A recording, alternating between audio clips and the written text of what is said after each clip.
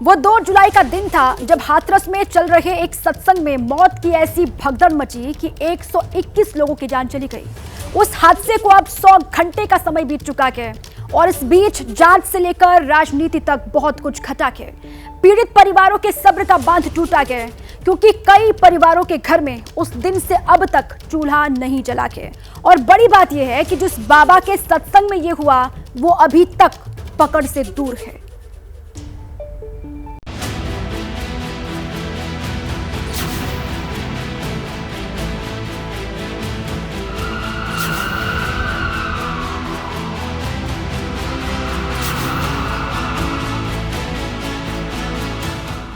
हादसे का सबसे बड़ा किरदार बोलेगा, हाथरस कांड के राज खोलेगा। सत्संग कांड का मुख्य आरोपी मधुकर दिल्ली में एक निजी हॉस्पिटल में छिपकर अपना इलाज करा रहा है। हाथरस पुलिस दिल्ली पहुंचती है, हॉस्पिटल में दस्तक देती है और वहां इलाज के बहाने छिपा हुआ मधुकर पकड़ लिया जाता है। 90 घंटे तक बाबा रहा मौन। 121 मौत का जिम्मेदार कौन? 2 जुलाई की घटना के बाद बहुत ही व्यथित हैं। चरण रज के नाम पर मौत का खेल, पुलिस प्रशासन कैसे हुआ फेल? 50 लोगों को बचा सकते थे जो उपचार के अभाव में खत्म हो गए, जो मर गए। वहाँ में एक के ऊपर एक के ऊपर एक के ऊपर एक आदमी चले गए, यहाँ से 200 के लगभग चले गए। ग्राउंड पर एसआईटी जांच, बाबा तक पहुंचेगी आंच। उसमें एफआईआर भी लॉन्च हुई है लेकिन बाबा का नाम उस एफआईआर से गायब है। हादसे पर 360 डिग्री सियासत, सूरजपाल को किसने दी इतनी ताकत? वह निर्दोष व्यक्ति होता है जो धार्मिक श्रद्धा के साथ उस आयोजन में भागीदार बनता है, क्योंकि उसको तो साजिश के बारे में पता नहीं होता है। लेकिन साजिश करने वाले लोग अपनी साजिश करके फिर वहां से चुपचाप खिसकने का प्रयास भी करते हैं। हादसा है, ये कोई डिजाइन या किसी के द्वारा साजिश का रास्ता नहीं, जैसा कुछ लोग कहने लगे। देखिए, कॉन्स्पिरेसी तो नहीं हो सकती इसमें। कॉन्स्पिरेसी ये हो सकती है कि सरकार उससे बचना चाहती हो, सरकार जिम्मेदारी से भागना चाहती हो। ये कॉन्स्पिरेसी तो है।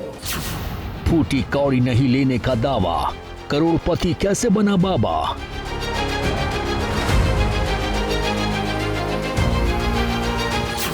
आश्रम 24 अनटोल्ड स्टोरी। जो बाबा सूरजपाल अब तक छिपा हुआ था, जिसका पुलिस को सुराग नहीं लग पा रहा था और ना जांच एजेंसी उस तक पहुंच पा रही थी, वो हादसे के 5वें दिन सामने आया और उसने अपनी चुप्पी तोड़ते हुए हाथरस की घटना पर दुख जताया। लेकिन सवाल यह है कि बाबा हादसे के तुरंत बाद सामने क्यों नहीं आया? सवाल यह भी है कि क्या बाबा को उसके सेवादार देव प्रकाश मधुकर का डर लग रहा है, जिसे पुलिस ने दिल्ली से गिरफ्तार कर लिया है, जो इस पूरे हादसे का मुख्य आरोपी है।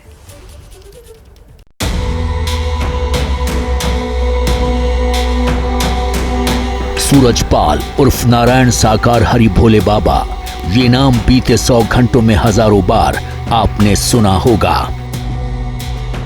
ये वही बाबा है जिसके आश्रम में 2 जुलाई को सत्संग के नाम पर मौत का ऐसा खेल चला कि 121 लोगों की मौत हो गई। अब 5 दिन के बाद बाबा का मौन टूटा है। बाबा हादसे पर अफसोस जता रहा है। हम 2 जुलाई की घटना के बाद बहुत ही व्यथित हैं। प्रभु हमें बस संगत को इस दुख की घड़ी से उबरने की शक्ति दें। सभी शासन एवं प्रशासन पर भरोसा बनाए रखें। हमें विश्वास है जो भी उपद्रवकारी हैं वो बख्शे नहीं जाएंगे।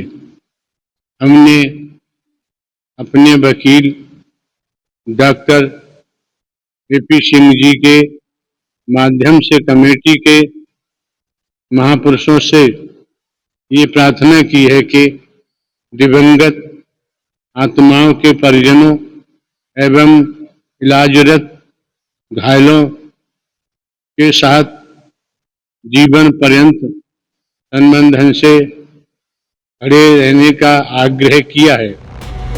लेकिन सवाल बड़ा है कि बाबा 5 दिन तक क्यों चुप रहा, क्यों हादसे के तुरंत बाद सामने नहीं आया। आखिर इतने दिनों तक बाबा कहां छुपा रहा, क्योंकि पुलिस लगातार बाबा को तलाश कर रही थी, लेकिन बाबा नहीं मिला। क्या बाबा सही समय का इंतजार कर रहा था, क्योंकि बाबा ने जो भी बयान दिया पढ़कर दिया। ऐसे सवाल ये भी हैं, क्या बाबा के बयान की स्क्रिप्ट फिक्स थी? घटना के 90 घंटे बाद बाबा नहीं बल्कि बाबा का एक वीडियो आता है, जिसमें बाबा ये कहते हुए नजर आ रहा है कि हम अपने पीड़ित भक्तों के साथ तन मन धन से खड़े हैं। ऐसे में एक सवाल उठना लाजमी है कि बाबा 90 घंटे तक मौन क्यों रहा? क्या बाबा की स्क्रिप्ट फिक्स थी? क्या बाबा सही वक्त का इंतजार कर रहा था? बहुत सारे सवाल हैं, लेकिन इस बीच आपको बता दें कि अभी तक बाबा पर कोई एफआईआर नहीं है। वहीं एक सवाल यह भी है कि बाबा सूरजपाल हादसे से कितनी देर पहले घटना स्थल से निकला था। क्या हादसा बाबा के सामने हुआ था? आयोजन का समापन करके 30 से 35 मिनट हो गए थे। उन्हें मंच से विदा होके समापन होके जा चुके थे। एक तरफ राइट साइड में महिलाएं होती हैं, लेफ्ट साइड में पुरुष होते हैं। असामाजिक तत्वों ने महिलाओं की साइड को टारगेट किया और उधर ही हड़दंब मचा, और जिसकी वजह से भगदड़ मची और सबसे अधिक महिलाएं आहत हुई हैं। दरअसल घटना के दिन एटा के टॉल पर बाबा के काफिले का सीसीटीवी सामने आया है। 40 सेकंड के सीसीटीवी में बाबा की पर्दे लगी गाड़ी साफ नजर आ रही है। ये सीसीटीवी फुटेज 2 जुलाई दोपहर 1:59 का है। काफिले में कुल 12 गाड़ियां दिख रही हैं। गाड़ियों की रफ्तार से पता चल रहा है कि हादसे के बाद बाबा कितनी तेजी से निकला। बता दें कि घटना के दिन दोपहर 3 बजे से शाम 4 बजे तक बाबा के फोन की लोकेशन पुलिस को मैनपुरी आश्रम में मिली थी, लेकिन शाम 4:30 बजे बाबा का फोन बंद हो गया। वहीं बाबा के मौन टूटने और सामने आकर बयान देने पर इसलिए भी सवाल उठ रहे हैं कि इस हादसे का सबसे बड़ा किरदार और देव प्रकाश मधुकर दिल्ली से गिरफ्तार हो चुका है। हाथरस हादसे के बाद मधुकर पर 1 लाख रुपए का इनाम रखा गया था। हाथरस प्रकरण में जो एफआईआर में नामजद किए थे देव प्रकाश मधुकर, जिसे मुख्य आयोजक कहा गया था, आज हमने पुलिस को, एसआईटी को और एसटीएफ को यहां दिल्ली से उनके सामने, क्योंकि इलाज करा रहे थे, बुला के सरेंडर कर दिया है। दोपहर में टेक्निकल सर्विलेंस से हाथरस पुलिस को यह जानकारी मिलती है कि सत्संग कांड का मुख्य आरोपी मधुकर दिल्ली में एक निजी हॉस्पिटल में छिपकर अपना इलाज करा रहा है। आनन फानन में हाथरस पुलिस दिल्ली पहुंचती है। ठीक 7:30 पर हॉस्पिटल में दस्तक देती है और वहां इलाज के बहाने छिपा हुआ मधुकर पकड़ लिया जाता है। यूपी पुलिस उसे लेकर हाथरस के इसी पुलिस लाइन में रात 11 बजे पहुंचती है और तभी से उससे पूछताछ चल रही है। लेकिन पेशे से इंजीनियर मधुकर पुलिस से आंख मिचौली कर रहा है, कोई सही जवाब नहीं दे रहा है और पुलिस उम्मीद कर रही है कि यही है जो बाबा का राज खोलेगा। पुलिस को देव प्रकाश मधुकर की तलाश क्यों थी, वो कितना अहम किरदार है, इसे इस बात से समझिए कि वो बाबा सूरजपाल का मुख्य सेवादार है। सबसे बड़ी बात, कार्यक्रम का मुख्य आयोजन करता वही है। सत्संग के लिए 80,000 लोगों की परमिशन मांगी गई थी, लेकिन 2.5 लाख लोग सत्संग में पहुंचे। हादसे के बाद बाबा को पहला फोन इसी ने किया था और सबसे अहम बात, पुलिस प्रशासन को इसने सही जानकारी नहीं दी। मतलब घटना के दिन क्या हुआ, कैसे हुआ, कैसे 121 लोगों की जान गई, इसका बहुत कुछ मधुकर के बयान पर टिका है। यही वजह है कि आरोपी देव प्रकाश मधुर से पूछे जाने वाले बयानों की फहरिस्त बहुत लंबी है। जैसे सवाल नंबर 1, बाबा के संपर्क में कब से था? सवाल नंबर 2, अब तक कहां सत्संग कराए। सवाल नंबर 3, एक सत्संग करवाने का कितना बजट होता है। सवाल नंबर 4, इस सत्संग में तुम्हें कितने लोगों के आने का अनुमान था और ये बात तुमने बाबा को बताई थी या नहीं। सवाल नंबर 5, तुम्हारे हिसाब से सत्संग में कितने लोग पहुंचे थे। सवाल 6, इस बार सत्संग में चंदा कितना आया और क्या बाबा को इसकी जानकारी दी गई थी। सवाल 7, चंदे का हिसाब किताब कौन रखता है। सवाल 8, सत्संग में भगदड़ कैसे मची। सवाल 9, क्या सत्संग खत्म होने के बाद सेवादारों ने भीड़ पर लाठियां चलाई थीं। सवाल 10, हादसे के समय तुम कहां पर थे। सवाल 11, सत्संग में तुम्हारी तरफ से सुरक्षा में कितने लोगों को लगाया गया था।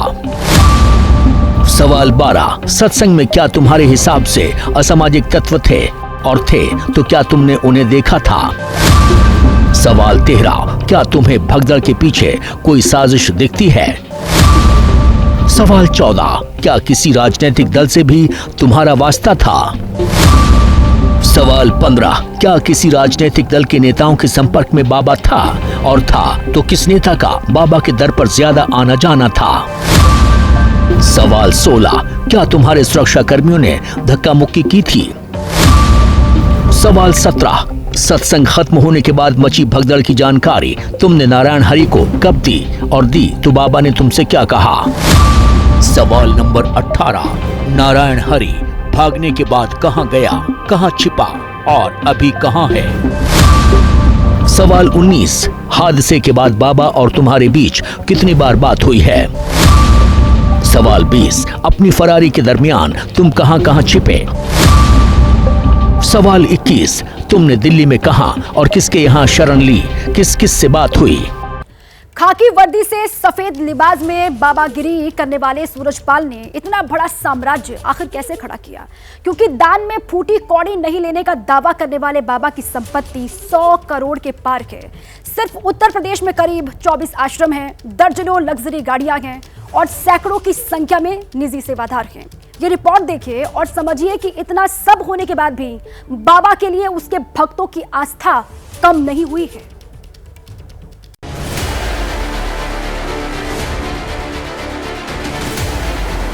उस पर सारी कार्रवाइयाँ हो चुकी हैं, न्यायिक जांच भी हो रही है, प्रशासन जांच भी हो रही है, गिरफ्तारियां भी हो चुकी हैं, पुलिस अपना काम कर रही है।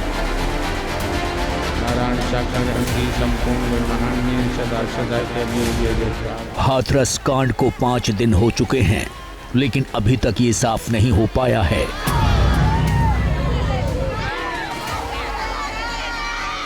कि भगदड़ कैसे हुई और कैसे हंसता खेलता एक सत्संग शमशान में तब्दील हो गया। क्योंकि जांच तो हो ही रही है, लेकिन उस तरीके से नहीं जैसे होनी चाहिए थी। क्योंकि जिस बाबा के आश्रम में ये कांड हुआ वो बाबा अभी तक पुलिस की गिरफ्त से दूर है। बाबा खुद सामने आकर बयान देता है, लेकिन पुलिस उस तक नहीं पहुंच पाती है। बड़ी बात यह भी है कि बाबा का एफआईआर में नाम तक नहीं है। ऐसे में बाबा तक जांच की आंच पहुंचेगी, ये भी बड़ा सवाल है। हालांकि बाबा के नाम पर एक एफआईआर पटना में दर्ज हुई है, लेकिन हाथरस कांड में सीधे तौर पर वो आरोपी नहीं है। अब तक पुलिस हाथरस कांड से जुड़े 7 किरदारों को गिरफ्तार कर चुकी है। इसमें पहला नाम राम यादव का है, जिसकी गिरफ्तारी मैनपुरी से हुई थी। दूसरा नाम उपेंद्र यादव का है, जिसे शिकोहाबाद से गिरफ्तार किया गया था। तीसरा नाम मेघ सिंह, चौथा नाम मुकेश कुमार, पांचवा नाम मंजू यादव, छठा नाम मंजू देवी, इन सबको हाथरस से गिरफ्तार किया। और 7वां नाम देव प्रकाश मधुकर का है, जो इस केस का सबसे बड़ा आरोपी है।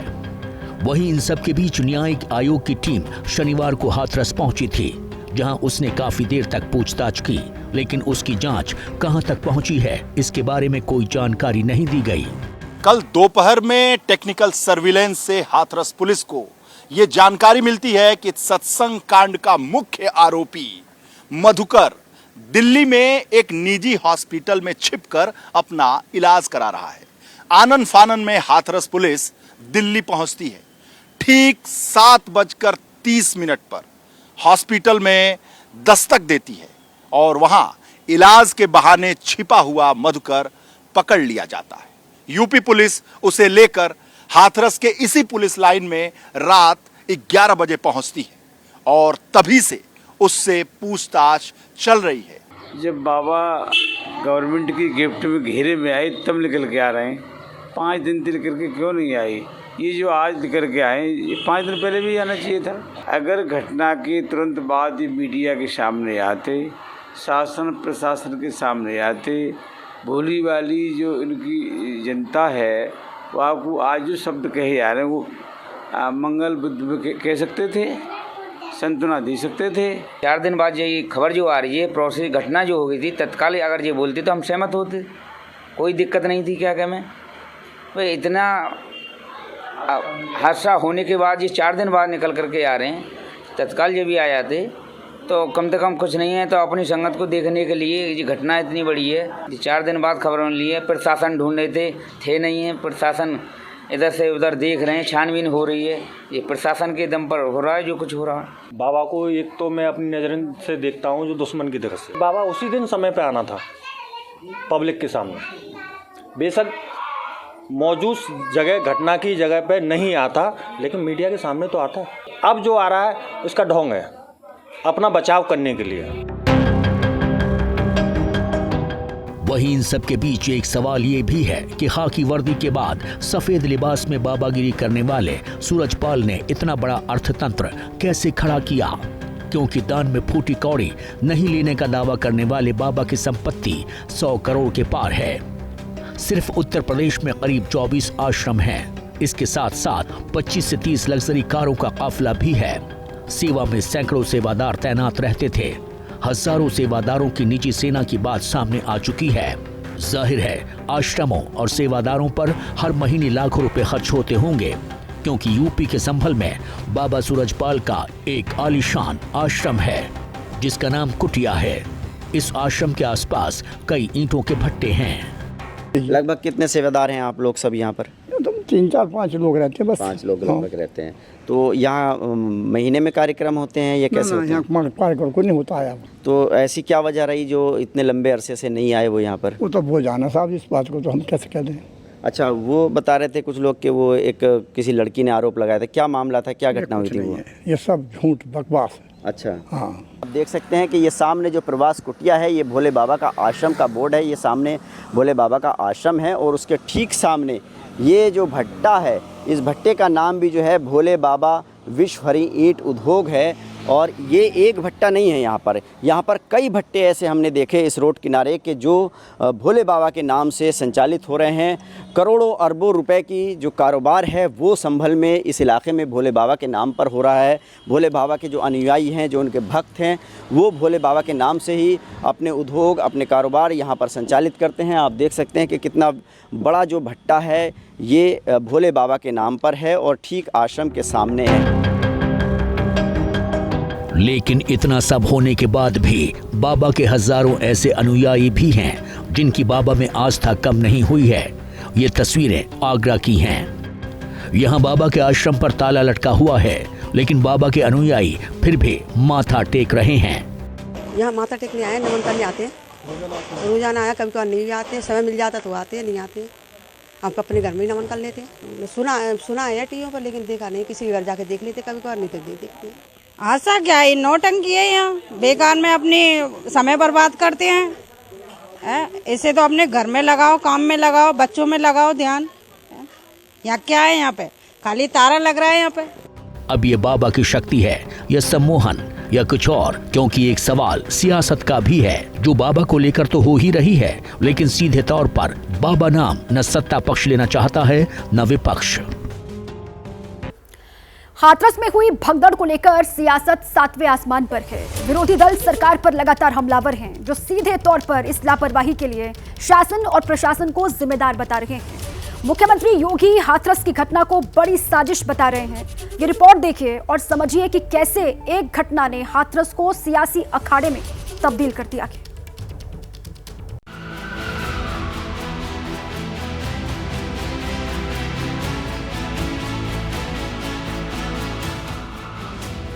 इसका शिकार अंततः वह निर्दोष व्यक्ति होता है जो धार्मिक श्रद्धा के साथ उस आयोजन में भागीदार बनता है, क्योंकि उसको तो साजिश के बारे में पता नहीं होता है। आप कब गए जब घटना हो गई? आपने उन्हीं जिम्मेदार अधिकारियों को पहले क्यों नहीं भेजा?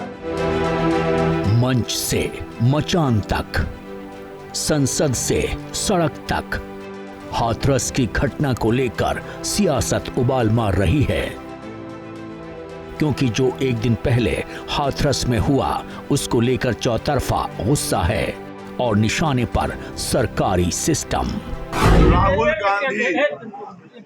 राहुल गांधी का हाथरस एक पॉलिटिकल टूर था और कुछ नहीं। राहुल गांधी जी जब से नेता प्रतिपक्ष बने हैं तब से वो निरंतर भय और भ्रम की राजनीति कर रहे हैं। इसलिए मैं कहता हूं दुर्घटनाओं पे आपको समान भाव से रखते हुए संवेदनशीलता से राजनीति करनी चाहिए। ये जिस ढंग की मैं कहूंगा राजनैतिक लाभ की गिद्ध दृष्टि से नहीं देखना चाहिए। बहुत अफसोस की बात है कि नेता प्रतिपक्ष का फोकस रेल पे ना होके रील पे रह गया है, मुद्दों पे ना होके ड्रामा पे रह गया है। उनको देश ने मौका दिया है कि वो देश के मुद्दे उठा सके, वो नेता प्रतिपक्ष बने हैं, लेकिन अभी भी वो सिर्फ ड्रामा ड्रामा और ड्रामा, सिर्फ कैमरा फोकस इधर करो, कैमरा फोकस उधर करो। दरअसल एक दिन पहले राहुल गांधी हादसे में मारे गए पीड़ितों के परिजनों से मिलने हाथरस गए थे, जहां राहुल ने कई पीड़ितों के परिजनों से मुलाकात की थी। ये तस्वीरें आप देख रहे हैं, राहुल गांधी सबसे पहले अलीगढ़ के पिलखना पहुंचे, वहां पर एक परिवार में जहां 2 महिलाओं की मौत हुई उससे मुलाकात की और तकरीबन आधे घंटे की मुलाकात के बाद दूसरे घर पहुंचे हैं जहां पर भी सत्संग के भगदड़ में मौत हुई है। लेकिन सियासतदान एक दूसरे पर तो हमला बोल रहे हैं, लेकिन बाबा का नाम लेने, उस पर कार्रवाई की बात करने से बच रहे हैं। सरकार से जितने लोगों की परमिशन मांगी गई सरकार ने दी, अधिकारी प्रशासन ने दी, लेकिन अगर उससे डबल भीड़ आ जाए तो प्रशासन को भी नहीं पता होता कि इतनी भीड़ आ जाएगी। फिलहाल सब अपना अपना हित साधने में लगे हैं। सबको अपने वोटों की चिंता है, क्योंकि बाबा के अनुयायियों की एक लंबी कतार है।